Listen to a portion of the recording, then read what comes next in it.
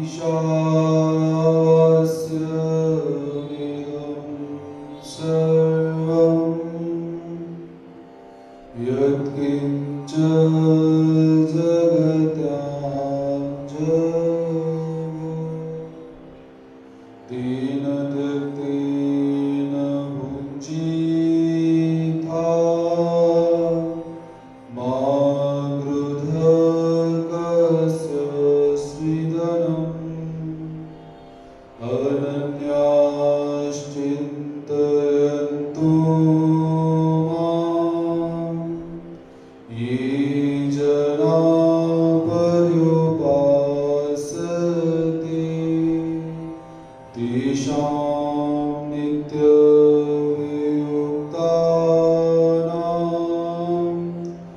योगक्षेमं वहाम्यहम्।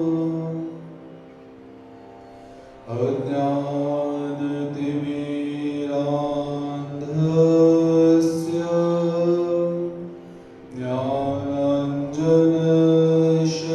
ज्ञानाञ्जनशलाकया चक्षुरुन्मीलितं येन तस्मै श्रीगुरुवे नमः। भगवान श्री चक्रधर स्वामी। परात्पर अखिलेश्वर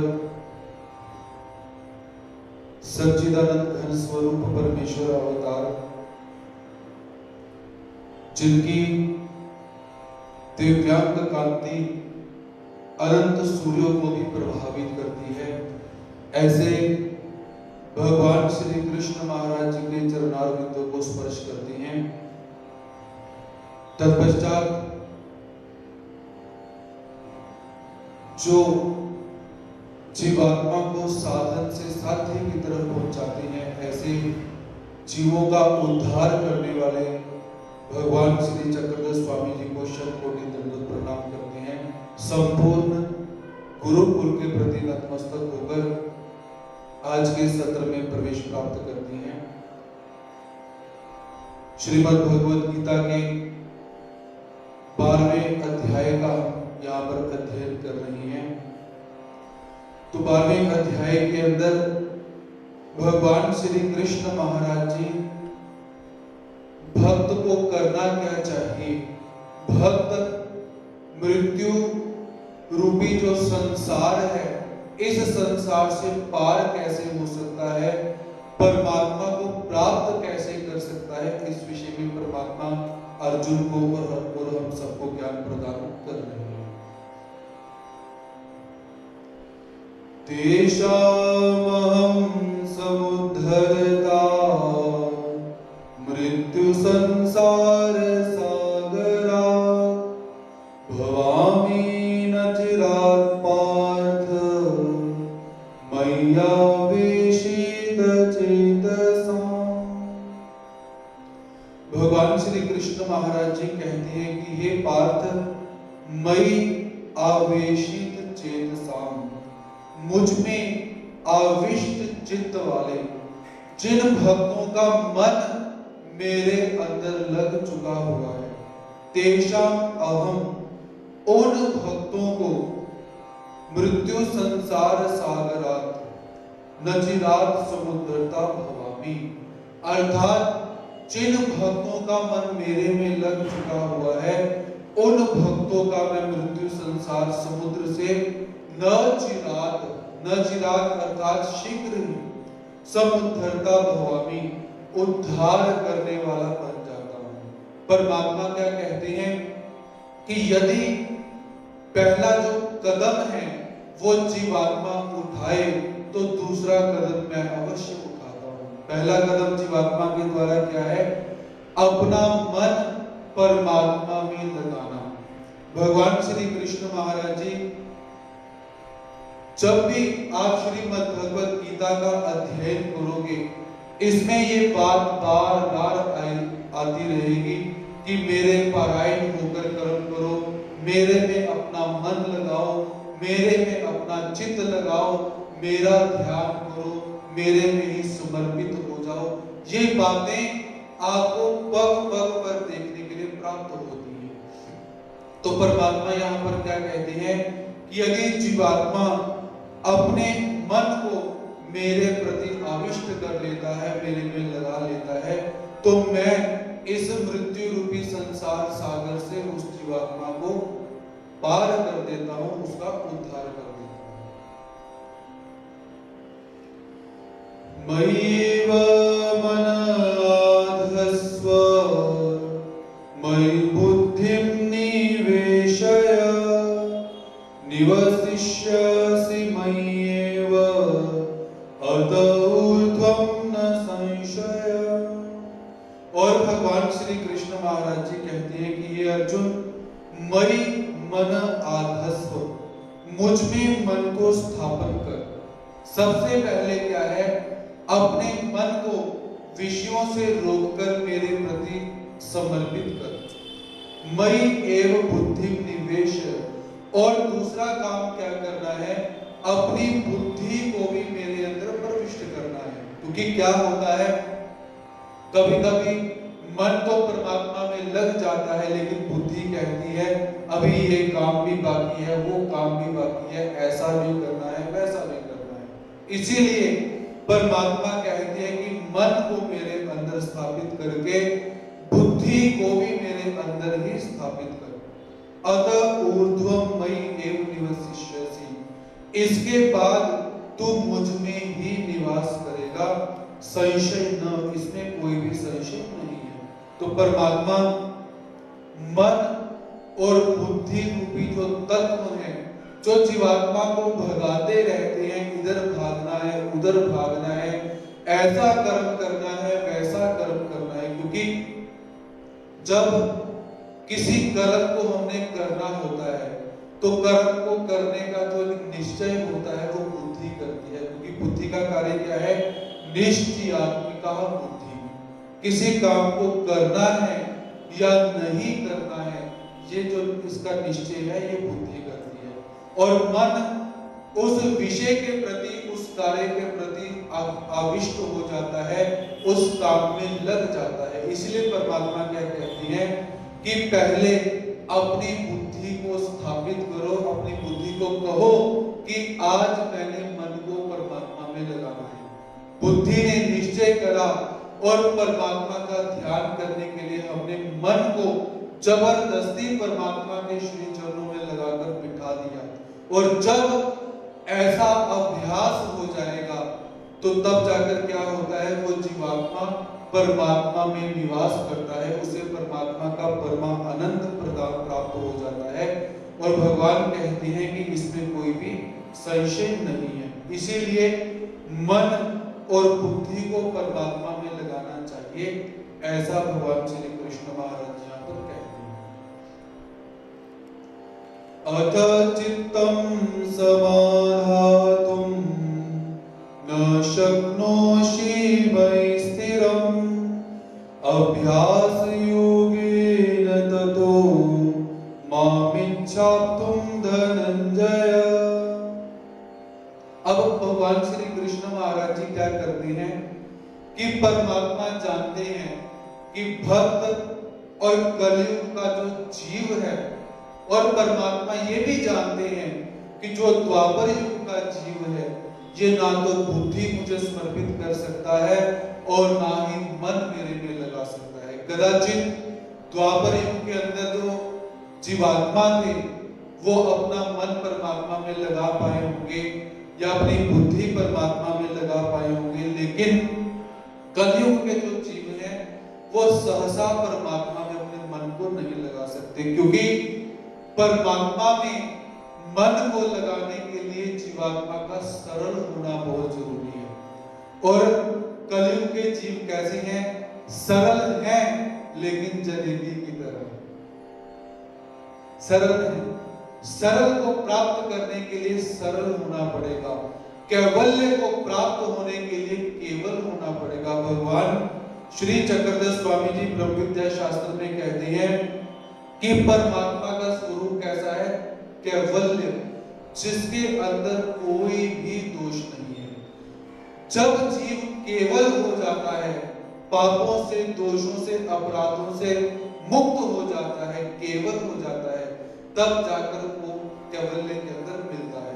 यदि उसमें कोई खोट रह जाएगा तो केवल और कैवल्य का मिलाप होना संभव नहीं है। तो जीवात्मा को क्या है, सबसे पहले केवल होना पड़ेगा, शुद्ध होना पड़ेगा, बुद्ध होना पड़ेगा, तब वो परमात्मा के अंदर जाकर मिल सकता है। लेकिन इस जीवात्मा की प्रवृत्ति क्या रही कि ये जीवात्मा पाप कर्मों का कभी भी परित्याग नहीं करता। ये जीवात्मा के स्वरूप के अंदर का एक दोष है। शायद आपको 3 दोष बतलाए गए थे जीवात्मा के स्वरूपगत 3 दोष, अधमति, अधगति और अधरति। ये जो 3 दोष है ये जीवात्मा के स्वरूपगत दोष है, ये जीवात्मा से अलग नहीं होते। जीवात्मा जब भी विचार करेगा, अधमति बुद्धि जब भी विचार करेगी तो बुरी चीज का ही विचार करेगी, जो निकृष्ट वस्तु है, निकृष्ट कर्म है, उसका ही विचार करेगी। अधगति, और फिर विचार करने के पश्चात क्या है, जब कर्म करने की बारी आती है तब भी कर्म कैसा किया जाता है, अधगति का, नीच जाति का कर्म ही किया जाता है। उसके बाद अधरति, उसमें ब्रह्मांड भी किसमें होते हैं, अधचाल की वस्तु के अंदर। जो पाप कर्म होगा वो आपको ना सिखाया जाता है ना बतलाया जाता है, लेकिन वो जीव की प्रवृत्ति ऐसी है, बिना सिखाए पाप कर्म को करता है।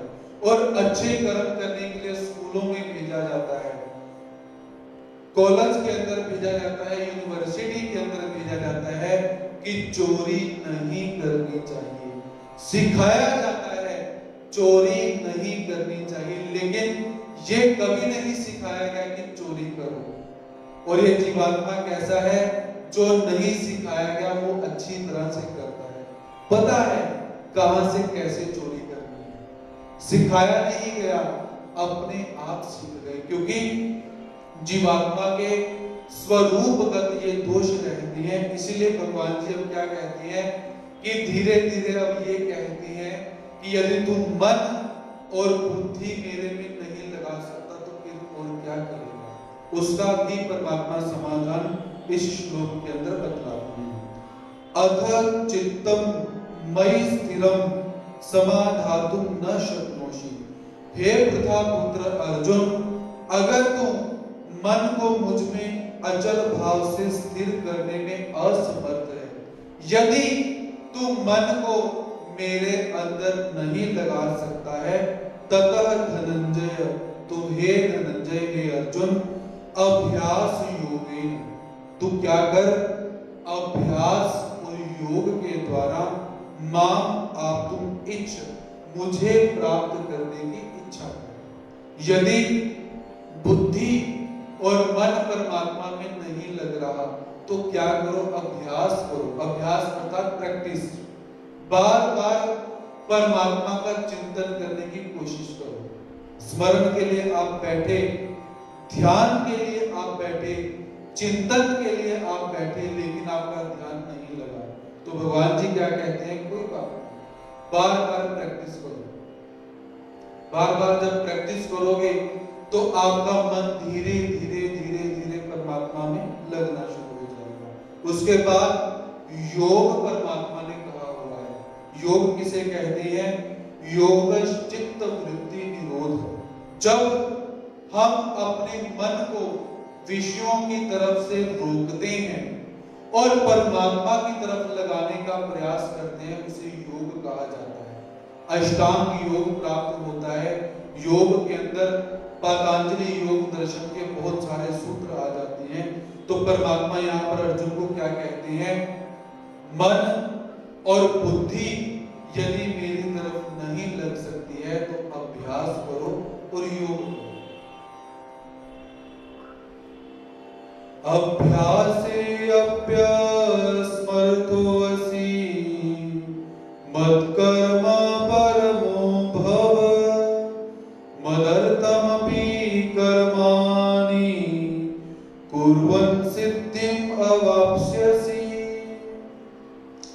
अब परमात्मा भगवान श्री कृष्ण महाराज जी ये भी जानते हैं कि ये जीवात्मा ना तो मन बुद्धि को मेरे में लगा सकता है और ना ही अभ्यास कर सकता है, ना ही योग कर सकता है।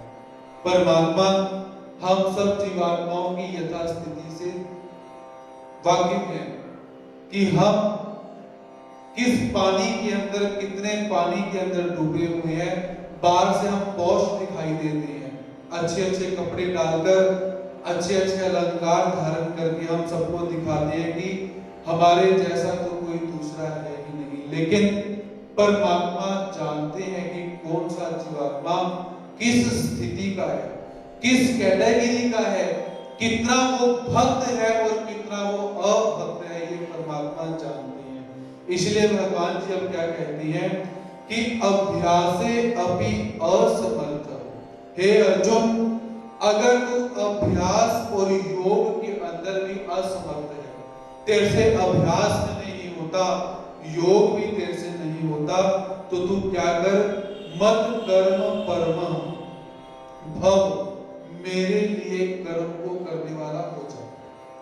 तू अपनी दिनचर्या के अंदर जितने भी कर्म करता है, मन में एक यही धारणा रखनी है कि ये परमात्मा के लिए मैं कर्म कर रहा हूं। हम अपना व्यापार कर रहे हैं तो व्यापार करते करते भी मन में यही भाव रखना चाहिए कि ये परमात्मा ने हमारी ड्यूटी लगाई है, इसीलिए हम ये काम कर रहे हैं। ये भाव मन में रखना है। कोई अन्नदान की क्रिया करने के लिए हम प्रस्तुत हो चुके हैं तो मन में भाव यही रखना चाहिए कि ये कर्म भी परमात्मा ने ही करवाया।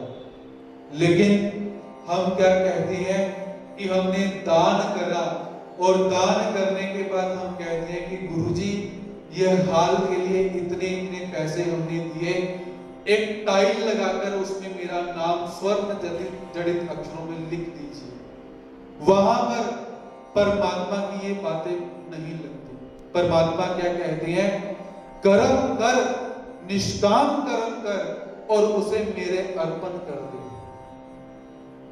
कर्म किया हमने, अन्नदान हमने किया, भजन किया, स्मरण किया, परमात्मा को यही कहना चाहिए कि परमात्मा ये आपने करवाया और हमने कर दिया।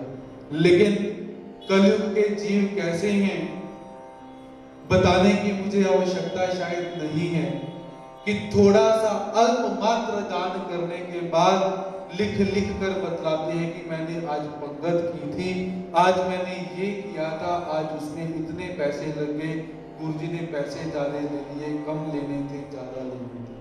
तो इसीलिए वो जीवात्मा जो है वो शास्त्र के ऊपर स्थिर नहीं हो पाया, क्योंकि शास्त्र क्या है, केवल शब्दों को पढ़ लिया और शब्दों को सुना दिया, ये शास्त्र नहीं है। जब तक आप उसको अपने जीवन के अंदर धारण नहीं करते। बहुत सारे ऐसे लोग हैं जिन्हें प्रत्येक वस्तु याद हो चुकी है, एक एक लाइन याद हो चुकी है। हमारे आश्रम के अंदर ब्रह्म विद्या शास्त्र का अध्ययन करवाया जाता है, तो वहां पर शंका, पक्ष, प्रयोग, उसका फिर खंडन, उसका निवारण, इस प्रकार वो पोथी चलती है। वो सारा का सारा याद करना पड़ता है। तो क्या याद करने से, शास्त्रों को याद करने से परमात्मा मिल जाएगा? अगर ऐसी बात होती तो जो बड़े बड़े विद्वान हो चुके हुए हैं, जिनकी बुद्धियां इतनी तीव्र थी, वो तो रट्टा मारकर परमात्मा को कब का पा गए होते। लेकिन याद करने से परमात्मा नहीं मिलेगा। परमात्मा कैसे मिलेगा? जब परमात्मा की हम बात मानेंगे। परमात्मा ने कहा ऐसा करना है तो हम ऐसा करेंगे। परमात्मा ने कहा ये नहीं करना है, हम उस कर्म को नहीं करेंगे, तब परमात्मा मिलेंगे। नहीं तो हम अगर बोलेंगे मैं गीता पढ़ाता हूं, मेरे जैसा गीता पढ़ाने वाला विद्वान इस संसार में कोई नहीं है, तो सारा का सारा ज्ञान धरा का धरा रह जाएगा। इसीलिए परमात्मा कहते हैं मत कर्म परम भव, मेरे पारायण कर्म को करने वाला हो जा। मदर्थम कर्माणि कुर्वन् अपि सिद्धिं अवाप्स्यसि, और मेरे लिए कर्मों को करता हुआ तू सिद्धि को प्राप्त हो जाएगा। जब हमने अपने जीवन के अंदर इस बात को धारण कर लिया कि आज के बाद जो भी कर्म करना है वो परमात्मा के अर्पण हमें करना ही करना है, तो धीरे धीरे क्या हो जाएगा, आप ऑटोमेटिक अभ्यास की तरफ चलना शुरू हो जाओगे, और अभ्यास करते करते योग आपसे सिद्ध हो जाएगा, और योग की सिद्धि होने से मन और बुद्धि परमात्मा में अपने आप स्थिर होना शुरू हो जाएगा। तो इसलिए भगवान श्री कृष्ण महाराज जी अर्जुन को और हम सबको यहाँ पर यही उपदेश देते हैं कि जीवात्मा जो भी तू कर्म करता है उस कर्म को पहले तो सत्कर्म करना है। ये नहीं कि पहले किसी को 4 गालियां सुना दी फिर बोला जी श्री कृष्ण अर्पण, ऐसा नहीं। कर्म करने से पूर्व अपनी बुद्धि से विचार करके कर्म करना, सत्कर्म होने के बाद परमात्मा को यही भाव समर्पित करना कि ये प्रभु, ये जो कर्म मैंने किया ये आपके अर्पण, क्योंकि आप ही कर्म के लिए प्रेरित करते हो, आपने ही हमें शक्ति प्रदान करी, तभी जाकर हम इस कर्म को कर रहे हैं। अभी हाल ही के अंदर हमारे मंदिर के जो भक्त हैं, आप सबको अवगत होगा, नरेश सचदेवा जी, जो कि 50 या 55 वर्ष की उनकी आयु होगी। तो कल पूरा दिन मन में यही एक विचार चलता रहा। सुबह 7 बजे पता चला कि उनका देहांत हो गया सड़क दुर्घटना के अंदर। तो जब सारी वार्तालाप पता चली कि हुआ क्या था, इनके घर के अंदर इनके बेटे की शादी रखी हुई है, प्रसन्न है, सत्संग भी रखा हुआ है, शादी का सारा जो तैयारी है वो भी उन्होंने करके रखी है। और मुझे 3-4 दिन पहले फोन आता है, कहते हैं गुरुजी मैंने गाड़ी लेनी है, आप कोई मुझे दिन वार बतलाओ। तो मैंने उन्हें कहा कि दिन वार को किसी भी दिन परमात्मा को विड़ा समर्पित कीजिए, आप गाड़ी ले आइए, क्योंकि जब जीवात्मा का जन्म होता है उस समय कोई दिन वार नक्षत्र नहीं देखा जाता, और जब जीवात्मा की मृत्यु हो जाती है तब भी दिन वार नक्षत्र नहीं देखा जाता। तो बीच में हम क्यों नक्षत्रों और दिन वार को देखते हैं। मैंने उन्हें इस प्रकार का एक उदाहरण दिया, कहते गुरुजी पहले नवरात्रे में ले लो या दूसरे नवरात्रे में ले लो। मैंने कहा भगवान जी को विड़ा समर्पित कीजिए, और जब आपको सुलभता प्राप्त होगी आप गाड़ी का काम जो है वो सारा उन्होंने किया, पैसे जमा करवाए, जो कागज का काम था वो करवाया, गाड़ी देख ली, गाड़ी पसंद कर ली, गाड़ी लेने के लिए घर से निकले, बस में बैठकर गए, बस में से उतरे, एक छोटी सी सड़क को पार कर रहे हैं, मोटरसाइकिल आया, उनको थोड़ा सा मोटरसाइकिल लगा, नीचे गिर गए, सिर पे चोट लगी, छोटे से हॉस्पिटल में लेकर गए, वो कहते हैं हमारे बस की बात नहीं। थोड़े बड़े हॉस्पिटल के अंदर लेकर गए, वो कहते हैं हमारे बस की बात नहीं। बड़े हॉस्पिटल के अंदर लेकर गए, उन्होंने क्या किया, सिर के ऊपर थोड़ा सा चीर फाड़ किया, सारा दिमाग बाहर, और उस दिमाग का साइज इतना बड़ा हो गया कि वो डॉक्टर बड़े बड़े उस दिमाग को दोबारा फिट नहीं कर पाए, और जब तक उनका संस्कार नहीं किया गया, उनका खून नहीं रुका। मैं अपनी आंखों से देख रहा हूं। तो ये जीवात्मा जब से ये सूचना प्राप्त हुई कि ऐसे ऐसे उनका देहांत हो गया, ऐसी ऐसी घटना हुई, तो कल का पूरा दिन मैं यही विचार करता रहा कि किस लिए झगड़े, क्या करना चाहते हैं हम, क्या लेकर, वो व्यक्ति क्या लेकर चला गया। वो घर से निकला कि मैं नई गाड़ी लेने जा रहा हूँ, गाड़ी में बैठकर मैं वापिस आऊंगा, मेरे बेटे की शादी हो रही है। वो कितना प्रसन्न होगा उस समय। लेकिन हुआ क्या, किस लिए, क्या जिन वस्तुओं के लिए आज हम झगड़े कर रहे हैं ये वस्तुएं साथ लेकर आए थे, या ये वस्तुएं हम लोगों ने साथ लेकर चली जानी है। फिर जो समय परमात्मा ने हमें दिया हुआ है, ये कलह कलेश किस कारण से है। ये जीवात्मा किस स्थिति के अंदर जो चंद रातें और चंद दिन परमात्मा ने दिए हुए हैं, वो उन रातों को और दिनों को ये जीवात्मा कहां पर व्यर्थ कर रहा है। ये पूरा का पूरा दिन मेरे मन के अंदर विचार चलते रहे, भाई कहां गए, कहां के लिए चले थे और कहां पहुंच रहे हैं। इसीलिए परमात्मा बार बार श्रीमद् भगवद गीता के अंदर यही बात बोलती है, छोटी बात नहीं है। आप बोलोगे परमात्मा ने बार बार बोल दिया, मन मेरी तरफ लगा, मन मेरी तरफ लगा, मेरे परायण होकर कर्म कर। परमात्मा बार बार क्यों बोलती है? क्योंकि जब तक हम अपनी मन बुद्धि को परमात्मा में नहीं लगाएंगे, हमारी मन बुद्धि कहीं ना कहीं लग जाएगी अपने आप। हम नहीं लगाएंगे, वो अपने आप कहीं ना कहीं अपना रास्ता विषय विकारों को वो ढूंढ ही लेगी। इसीलिए श्रीमद् भगवद गीता ग्रंथ एक ऐसा ग्रंथ है जो जीवात्मा के आज के समय में भी प्रत्येक घटना को स्पर्श करता है। प्रत्येक श्रीमद् भगवद गीता का जो श्लोक है वो आज की स्थिति को भी कहीं ना कहीं स्पर्श करते जा रहा है। लेकिन हम परमात्मा की इस बात को बहुत हल्के में लेकर सुनकर चले जाते हैं, बोलकर चले जाते हैं कि परमात्मा तो बार बार यही बोलते हैं कि मेरा करो, मेरा करो, मेरा करो। लेकिन क्या है, कुछ नहीं है।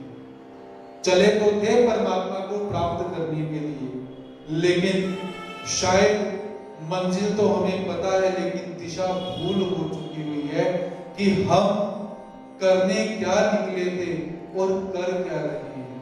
यही चीज समझने के लिए परमात्मा बार बार कहते हैं कि मेरे ब्रह्म विद्या ज्ञान को बार बार पढ़ो, मेरे ब्रह्म विद्या शास्त्र को बार बार सुनो, तभी जाकर कहीं ना कहीं हमारा उद्धार होगा।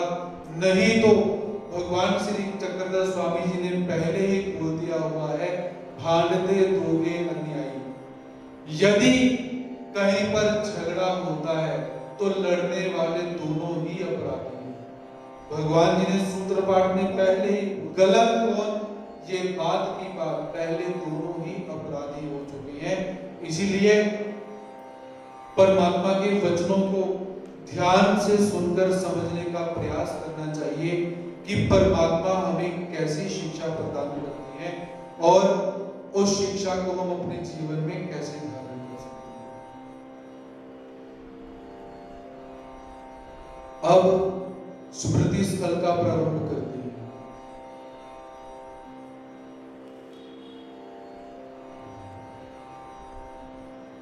प्रज्ञा प्रकाश प्रश्ने केशो भाषा विधि निरूपण। जो केशीराज व्यासी हैं, उन्हें ऐसा लगने लगा कि मेरी जो बुद्धि है, अब मुझे शास्त्र याद नहीं रहता है, उन्हें ऐसा लगना प्रतीत हो गया। तो उन्होंने आचार्य श्री नागदेव जी से जाकर कहना और आचार्य श्री नागदेव जी ने उन्हें निरूपण किया। एक वेळ केशोभास भासासी अनुस्फूर्ति ऐसी वाटली।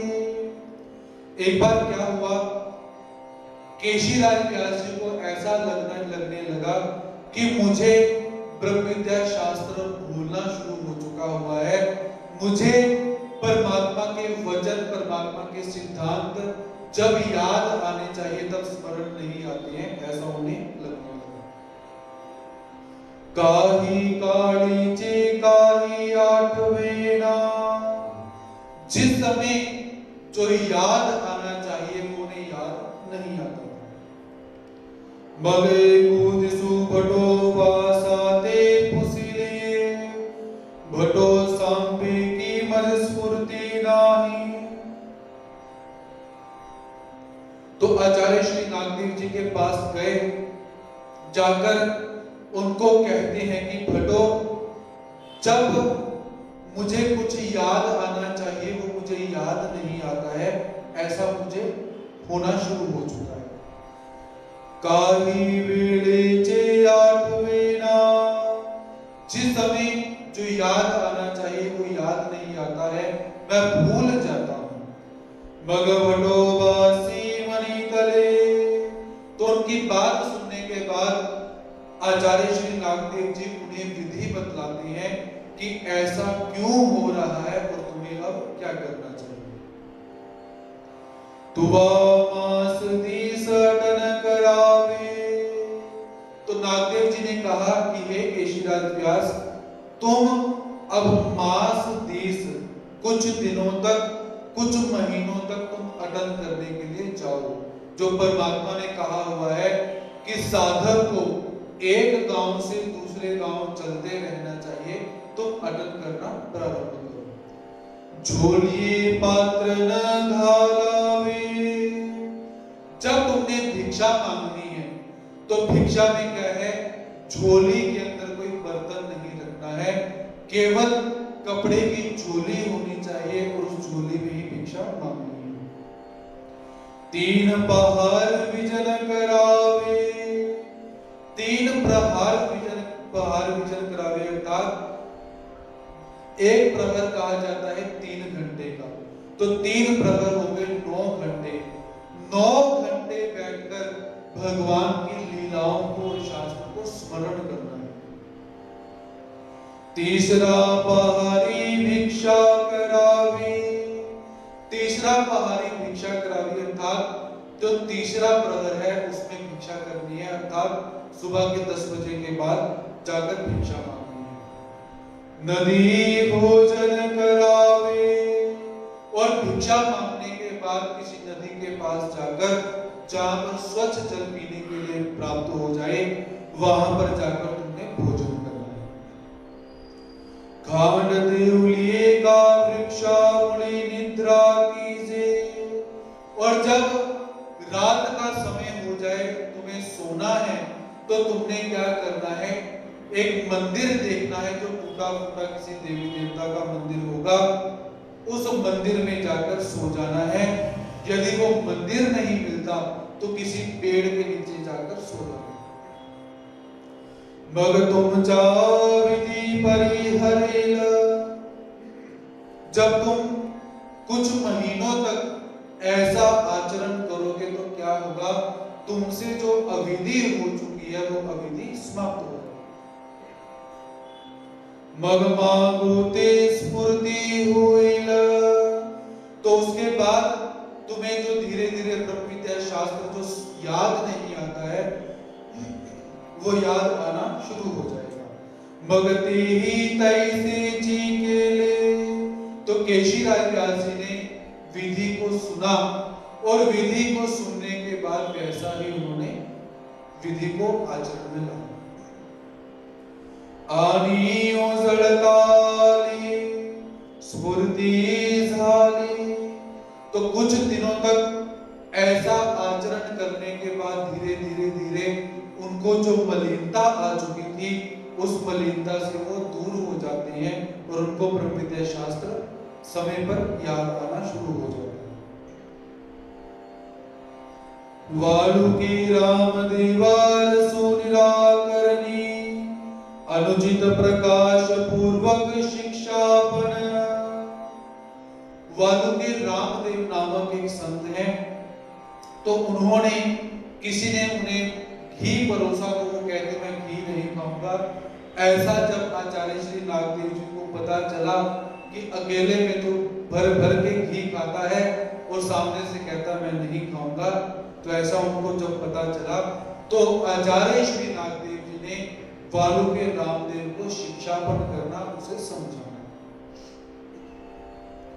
एक वेळ वालु के रामदेव नागे, वालु के रामदेव एक बार वो अटनादि क्रम से अटन करने के लिए गए हुए थे। आनी की गावी मला रोटिया के लिया, किसी खेत में बैठे हुए हैं, तो वहां पर बैठे बैठे मन में विचार आया, चलो कुछ आज बनाकर खाते हैं। तो उन्होंने क्या किया, खेत में बैठकर रोटियां बनाई। सत्यस्त तूप भरित ऐसे जेविले, बैंगन का भरता बनाया, घी था उसके अंदर, घी डालकर ऐसा वो उन्होंने भोजन किया। बग के तुलेनी काले बटोबा सा बेटा व्याले, तो ऐसे खेत के अंदर भरपेट अपनी इच्छा से उन्होंने भोजन किया। तो अटनादि क्रम से घूमते घूमते एक बार क्या हुआ, आचार्य श्री नागदेव जी से मिलने के लिए वो आ जाते हैं। भेंट ले, अगर आचार्य श्री नागदेव जी से भेंट करते हैं। अभ्यागता मणि तले, तो उन्हें आचार्य श्री नागदेव जी ने कहा कि बैठिए, भोजन कीजिए, भोजन का समय चल रहा था। भगपांती तूप वाड़िका निगतिची, तो ये वालु के रामदेव भोजन करने के लिए पंगत में बैठ चुके हैं। तो परोसते परोसते घी परोसने वाला वहां पर आता है। तो उन्होंने कहा, भाई घी आपको चाहिए? तो वालु के रामदेव कहते हैं कि मैं घी नहीं खाता हूं। भटोबासी मनीतले ज्ञाना भटो, तो आचार्य श्री नागदेव जी देख रहे हैं कि घी परोसने वाला व्यक्ति इनको परोस रहा है और ये कहते हैं नहीं लेना। तो आचार्य श्री नागदेव जी कहता है, अरे भाई थोड़ा सा घी ले लो। नको न साहे, वो कहते थे मुझे घी पचता नहीं है, मैं घी तो खाता ही नहीं हूं। मग भटोवासी मनी तले हांगा रामा, आपुलिया वासना मला तूप रोटिया भरी दिए हुए, आनी माजे घेऊ नहीं ये सा कवन बुझू। तो आचार्य श्री नागदेव जी कटाक्ष करते हुए कहते हैं कि अरे रामदेव, अपनी इच्छा से खेत में भर भर के घी रोटियां और जो भरित है भरता है वो तू खा सकता है, और जब हम तुझे कहते हैं घी ले लो और तू हमें कहता है कि मुझे बचता नहीं है, क्या है? ऐसा आचार्य श्री नागदेव जी ने कटाक्ष किया। ये री मनी तले भटो की भी जाना, तो बाकी के जो शिष्य परिवार थे उन्होंने आचार्य श्री नागदेव जी को पूछा, भाई ये कैसे? क्योंकि उस समय व्हाट्सएप तो था नहीं, ना ही कोई फेसबुक थी, ना ही फोन था कि फोन कर दिया जी आज ऐसा ऐसा हो गया, आज वैसा वैसा हो गया, ये हुआ वो हुआ। तो शिष्यों ने पूछा, भाई आचार्य श्री नागदेव जी आप यहाँ पर बैठे हो, ये रामदेव किस खेत में बैठा होगा, कहां से सामान लिया होगा, कब बनाया होगा, आपको इस चीज की जानिब कैसे, आपको कैसे पता? आंगा श्री चक्रधरा चेनी प्रसादे मी तुलेही नेनी, तो आचार्य श्री नागदेव जी कहते हैं कि अरे क्या मैं भगवान श्री चक्रधर स्वामी जी के प्रसाद से इतना भी नहीं जान सकता? क्या परमात्मा की मेरे ऊपर इतनी भी कृपा नहीं है कि परमात्मा ये छोटी सी जो बात है ये मैं जान पाऊं? अर्थात मेरे ऊपर परमात्मा की बहुत कृपा है जिस कारण से मैं ये छोटी छोटी बातें जान लेता हूं। मगती अनुतापो कीला, तो ऐसी बात सुनने के बाद जो वालु के रामदेव थे उन्हें मन में दुख हुआ कि मुझे ऐसा नहीं करना चाहिए था। यदि मैं अकेले में घी खा रहा हूं तो मुझे पंगत में बैठकर भी घी ले लेना चाहिए था। मगवगी जीविली, तो ऐसा होने के बाद वालु के रामदेव उन्होंने भी भोजन किया और जो बाकी शिष्य बैठे हुए थे उन्होंने भी भोजन किया। तथा वस्त्र क्षालनी दास्यत्व निरूपण,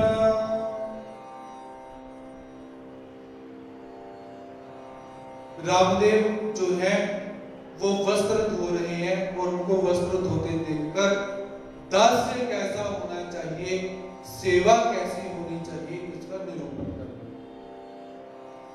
एकूदिषु तेजे अभ्यागतांचि वस्त्रे धूतो होते। एक बार क्या हुआ, वालों के रामदेव हैं, वो मेहमानों के वस्त्र धो रहे हैं। कुछ मेहमान आए हुए हैं, उनके वस्त्र लिए, उनके वस्त्रों को धोने की जो सेवा है वो कर रहे हैं। तैसीची परिचिते भटो वास आले। तो जब वालू के रामदेव कपड़े धोने का काम कर रहे हैं तो उनको देखने के लिए आचार्य श्री नागदेव जी वहां पर आ जाते हैं। मगमणि तले रामा आपुले धोई जे तीत मलगानी फेरी जे। कि हे रामदेव, जब साधक ने अपने वस्त्रों को धोना है तो कैसे धोना है? तेत मलगानी फेरी जे, बिल्कुल थोड़े से वस्त्रों को साबुन सा लगाकर धो लेना है, ज्यादा अच्छे तरीके से वस्त्रों को नहीं धोना है। आनी पुड़िलाचे हो पवावे तपवावे ते सौजन्य परदास्यत्व। लेकिन जब किसी दूसरे साधक के वस्त्रों को हम धो रहे हैं तो उसको कैसे धोना चाहिए? अच्छी तरह से। वो पवावे, उसे गर्म पानी में डालना चाहिए। तपवावे, धोने के बाद अच्छी तरह से धूप में सुखाना चाहिए, प्रेस करना चाहिए। ऐसे अच्छी तरह से कपड़ों को धोकर उन्हें प्रदान करना चाहिए, क्योंकि ते सौजन्याचे कार्य, यह सौजन्य अर्थात प्रेम का कार्य होता है, ऐसा आचार्य श्री नागदेव जी कहते हैं। यही से निरूपण के लिए भगते ही पर भी धुतले। तो इस प्रकार आचार्य श्री नागदेव जी ने उन्हें निरूपण किया और रामदेव जी जो है उन्होंने अच्छी तरह से अभ्यागतों के, मेहमानों के वस्त्रों को धोया।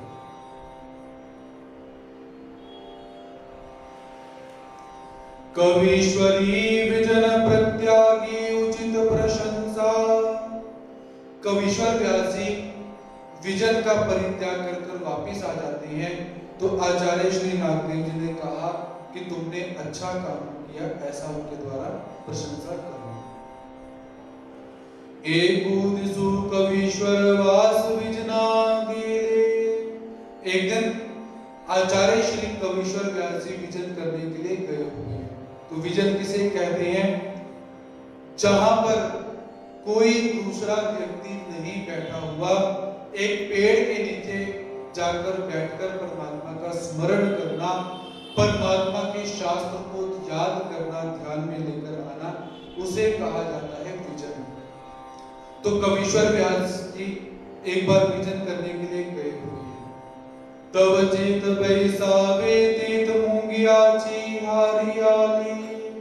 अब जहां पर भी कवीश्वर व्यास जी बैठते हैं वहां पर क्या है, धीरे धीरे चींटियों की जो लाइन है वो आनी शुरू हो जाती है।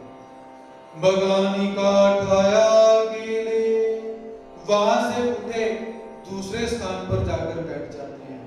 तब तीत गुरु चरुवाली। अब वहां पर क्या हुआ कि जो गैया है वो चरने के लिए वहां पर आ जाती है।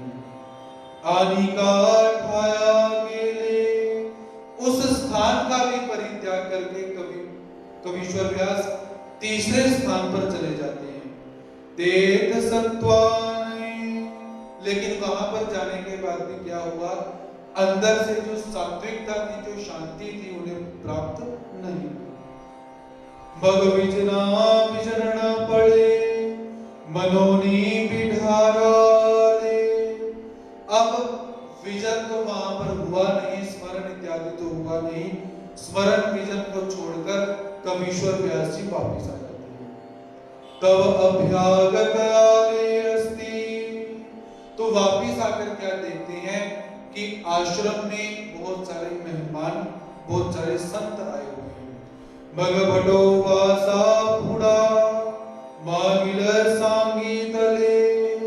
तो आकर कवीश्वर व्यास जी ने सारा का सारा वृत्तांत बताया कि मैं यहाँ पर बैठा तो यहाँ पर चींटियां आ गई, दूसरे स्थान पर बैठा वहां पर में चलने के लिए आ गई, तीसरे स्थान पर बैठा, वहां पर मुझे शांति नहीं मिली, इसीलिए मैं विजन को छोड़कर वापस आ गया।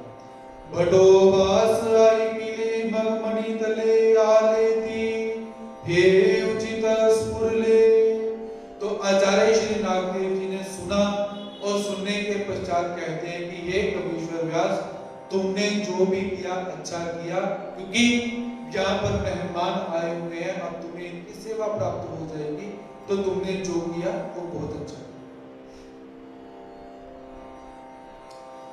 अनंत देव देह त्याग श्रवणी प्रवृत्यांतर निरूपण। आचार्य श्री नागदेव जी के एक शिष्य हैं अनंत देव। तो अनंत देव की मृत्यु हो जाने के पश्चात आचार्य श्री नागदेव जी के द्वारा उसकी गति का निरूपण करना कि मरने के बाद इसकी क्या गति होगी, इसे कौन सा फल मिलेगा। अनंत देव कवनीये गावीचे हे नीजे। स्मृतिकार कहते हैं कि ये अनंत देव किस गांव के रहने वाले थे, इसका ज्ञान नहीं है। परिभटो भाषा पासुनी तयांसी श्रवण होते। लेकिन आचार्य श्री नागदेव जी से अनंत देव ने उपदेश लिया हुआ था, नाम लिया हुआ था। निम्ब्या प्रांति समीप चेतया जागाओ। निम्बा जो गांव है जहां पर आचार्य श्री नागदेव जी ने आश्रम बनाया हुआ था, उसके पास ही किसी एक गांव में अनंत देव रहते थे। ते धाकुटे तेजी पराए जे। तो उनकी जो आयु थी, उनकी जो अवस्था थी, वो कैसे छोटी अवस्था, अर्थात 15 या 20 वर्ष के वो अनंत देव हैं। पिता संवर्तमान नवता। उनके पिता का देहांत तो हो चुका हुआ है, माता होती, लेकिन उनकी जो माता है उसके साथ वो निवास करती है। ऐसा ही कूद सूते भटोबा साचिया बेटी सियाले। एक दिन क्या हुआ, अनंत देव आचार्य श्री नागदेव जी को मिलने के लिए आते हैं। आनी भिक्षा के लिए आचार्य श्री नागदेव जी के पास आए, उनसे मिले और आते ही उन्होंने आचार्य श्री नागदेव जी से संन्यास लिया।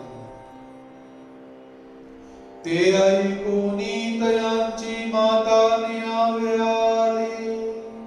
जब अनंत देव की माता को पता चला कि मेरे बेटे ने तो वहां पर जाकर संन्यास ले लिया है, तो उसकी जो माता थी वो आचार्य श्री नागदेव जी के पास आती है और कहती है कि मेरे बेटे को वापस भेजो।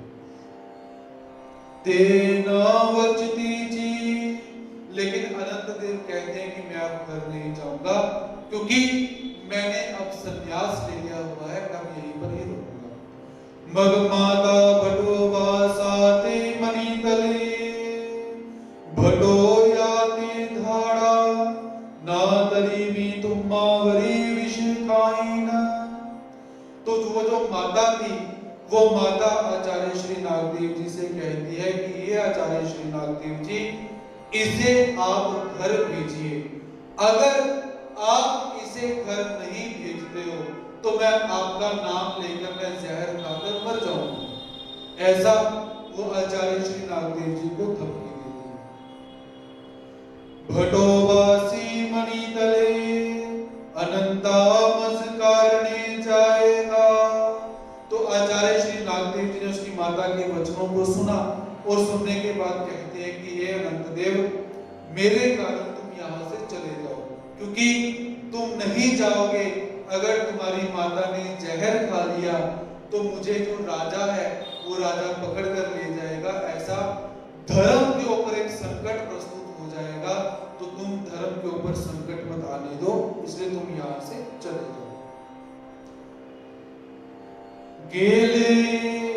तो अनंत देव ने सारी बात सुनी कि मेरे कारण आचार्य श्री नागदेव जी के ऊपर संकट आए और उनके कारण परमार्थ के ऊपर संकट आए, ऐसा नहीं होना चाहिए, तो इसलिए वो अनंत देव क्या करते हैं, अपनी माता के साथ चले जाते हैं। तब त्याग स्वरूपाला, घर जाते समय ही अनंत देव को बुखार हो जाता है, ज्वर हो जाता है। माता मणि तले बानता वाचसी, और वो बुखार ऐसा आया, इतना तीव्र बुखार आया कि माता को पता चल गया कि ये अभी बचेगा नहीं। तो माता क्या कहती है कि अनंत देव क्या तू बच तो जाएगा, क्योंकि इतना तेज बुखार हो चुका हुआ है।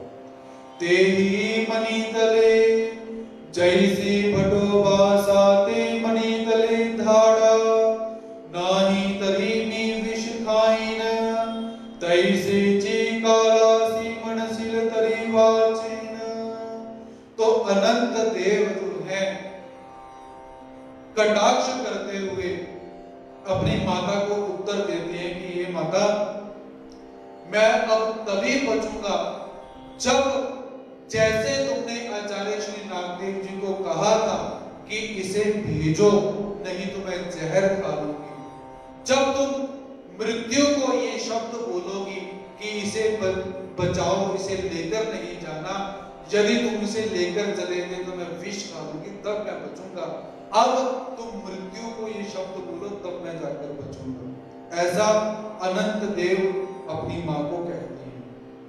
तैसे जीते ही देह मिले, ऐसा कहते सारे ही अनंत देव ने अपने प्राणों का त्याग कर दिया। ते भटोवासी आई मिले, तो आचार्य श्री नागदेव जी ने जब ये घटना सुनी कि अनंत देव का प्राणांत हो चुका हुआ है भगमणि तले, तो सुनने के बाद आचार्य श्री नागदेव जी कहती हैं, अनंता सारिका शिष्य नवे जाए आनिक गुरु तरी पोटी सुरी सोए। तो आचार्य श्री नागदेव जी कहते हैं, अनंत देव सारिका के जैसा किसी गुरु का यदि शिष्य मर जाए, वो तो गुरु अपने पेट में छुरा मारकर गुरु ही मर जाए, क्योंकि ऐसे शिष्य कभी मिलते ही नहीं। माजेनी निमित्ते गेला, लेकिन वो स्वयं तो जा नहीं रहा था, मेरे कहने पर वो अनंत देव यहां से गया हुआ है। तो एक ही भटोवासाते फुसिले, तो शिष्य परिवार में से किसी ने प्रश्न किया, तयांसी काई होइल, हे आचार्य श्री नागदेव जी, अनंत देव अपनी मर्जी से घर नहीं गया, आपके कहने पर घर गया। धर्म के ऊपर संकट ना आए इसीलिए वो घर गया था।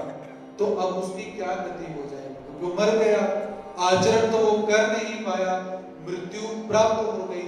यदि वो आपके पास होता, ना उसे बुखार आता, ना उसकी मृत्यु हो जाती।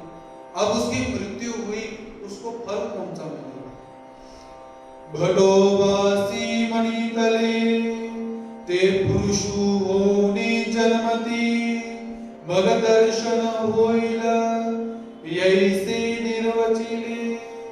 तो आचार्य श्री नागदेव जी कहते हैं कि उसे पुनः संबंध प्राप्त होगा। पुनः संबंध में क्या है कि सबसे पहले पुरुष होने जन्मति, वो पुरुष के वेश में, पुरुष के रूप में जन्म को धारण करेगा, और 12 वर्ष का जब वो हो जाएगा, भगवान साधन दाता भगवान श्री चक्रधर स्वामी जी उसे दर्शन देकर उसे लेकर चले जाएंगे। ऐसी गति का उन्होंने निरूपण किया। क्यों निरूपण किया, क्योंकि धर्म के ऊपर रहते हुए उनके जो प्राण हैं वो निकले हैं। जब आप धर्म के मार्ग पर चल रहे हो, धर्म के मार्ग पर चलते चलते किसी कारणवश आपकी मृत्यु हो जाती है, आपने धर्म को आधार दिया हुआ है और आपकी मृत्यु हो जाती है, तो आगे जाकर सीधा पुनः संबंध, और पुनः संबंध के बाद सीधा अपरोक्ष आपकी जो गति है वो और तेजी से शुरू हो जाती है। तो ऐसा अनंत देव का प्राणांत होने के बाद उसकी गति बतलाई कि वो आगे जाकर शीघ्र ही परमात्मा को प्राप्त कर लेगा, ऐसा उन्होंने आचार्य श्री नागदेव जी ने बताया। गौराईसा निरूपणी कोतुलो बाझाड़ कतन। गौराईसा जो है उनको निरूपण करते करते आचार्य निरूपण कर रहे हैं, लेकिन गौराईसा को कुछ समझ नहीं आ रहा है। तो आचार्य श्री नागदेव जी कहते, भाई तुझे तो कोई पेड़ ही अब आकर सुनाए, क्योंकि मैं तुझे सुना रहा हूं, तुझे समझ नहीं लग रहा। ऐसा बोल। एक दिसु बटो वासुंबरी गौराईसासी आचार स्थल भू कवित होते। एक दिन आचार्य श्री नागदेव जी उमरी गौराईसा है, उमरी मतलब ये गांव का नाम है, तो उस गांव में निवास करने वाले गौराईसा है, उसे आचार स्थल का जो अध्ययन है वो करवा रहे हैं। परितयांसी नहीं ये नुमटे, लेकिन अभ्यास तो करवा रहे हैं, लेकिन उस गौराईसा को कुछ समझ नहीं आ रहा है कि आचार्य श्री नागदेव जी क्या बोल रहे हैं, क्या कह रहे हैं। भगवतो बासी मनी तले गोराई तुझ तरिए ना, तू जाए अटना मां तुझसी झाड़ ची बोलेला। तो आचार्य श्री नागदेव जी कहते हैं, हे गौराईसा, मैं तुझे समझा रहा हूं, लेकिन तुझे तो तू अब क्या कर, अटल विजन करने के लिए चलेगा। तो तुझे वहां पर कोई वृक्ष ही तुझे ब्रह्म विद्या शास्त्र बता देगा। वृक्ष मतलब कोई एक ऐसा साधक मिलेगा तुझे वहां पर जिसे ब्रह्म विद्या शास्त्र आता ही नहीं, लेकिन फिर भी वो तुझे समझाएगा। जरूरी नहीं कि आप पहले किसी बड़े आश्रम में जाओ, वहां पर आप ब्रह्म विद्या शास्त्र पढ़ो, ब्रह्म विद्या शास्त्र की डिग्री लेकर आओ, तभी ब्रह्म विद्या शास्त्र आपको आएगा, जरूरी नहीं। यदि कोई जीवात्मा परमात्मा के थोड़े से शास्त्र को सुनकर अटल विजन दीक्षा भोजन करते करते वो अपनी विधि के ऊपर चल रहा है, तो परमात्मा से संपूर्ण ब्रह्म विद्या शास्त्र भी दे देते हैं। अक्षर उसने गुरु के मुख से सुन लिए हुए हैं, बोध परमात्मा उसे प्रदान कर देते हैं। और आचार्य श्री नागदेव जी क्या कहते हैं कि तुम अटन करो, और वहां पर तुझे कोई ऐसा साधक मिल जाएगा जिसने ब्रह्म विद्या शास्त्र कभी पढ़ा ही नहीं, और वो तुझे ब्रह्म विद्या शास्त्र समझाएगा। भगती अटना गेली। तो गौराईसा आचार्य श्री नागदेव जी की बात को सुनकर अटन के लिए चल पड़ते हैं। तवटनी कोतुलो वास भेट ले। तो अटन करते करते गौराईसा की भेंट कोतुलोबास के साथ हो जाती है। कोतुलोबास ये कैसे हैं, बहुत मोटे हैं, और ब्रह्म विद्या शास्त्र का इन्हें उतना ज्ञान नहीं है। तेहि त्या प्रति अस्ति परिवाकानि ले। तो कोतुलोबास ने गौराईसा को अस्थिपरी का निरूपण किया। अस्थिपरी के ऊपर ही आचार स्थल बना हुआ है, तो अस्थिपरी का निरूपण किया, अर्थात आचार स्थल के जो मुख्य जो सिद्धांत है वो सारे के सारे उन्होंने वहां पर गौराईसा को बतलाए। ते फटोबासी आई कोनी मणि तले। और जब आचार्य श्री नागदेव जी को पता चला कि कोतुलोबास ने गौराईसा को अस्थिपरी का अध्ययन करवाया, तो फटोबास क्या कहती है, कोतलाकारी बोलता ते छाड़ची बोले कि वो जो कोतुलोबास है वो क्या सुनाने वाला है, उसको खुद क्या आता है, उसे खुद कुछ नहीं आता है। ये तो ऐसा हुआ कि किसी पेड़ ने ही आकर सुना दिया हुआ है, ऐसा जानना चाहिए। तो आज का समय यहाँ पर समाप्त होता है। कल पुनः 4:30 बजे आगे की स्मृतियों को लेकर और श्रीमद् भगवद गीता के 12वें अध्याय को लेकर यहाँ पर हम आपके समक्ष उपस्थित होंगे। तब तक के लिए सभी भक्तों के प्रति प्रणति सादर करता हूँ। जय श्री कृष्ण।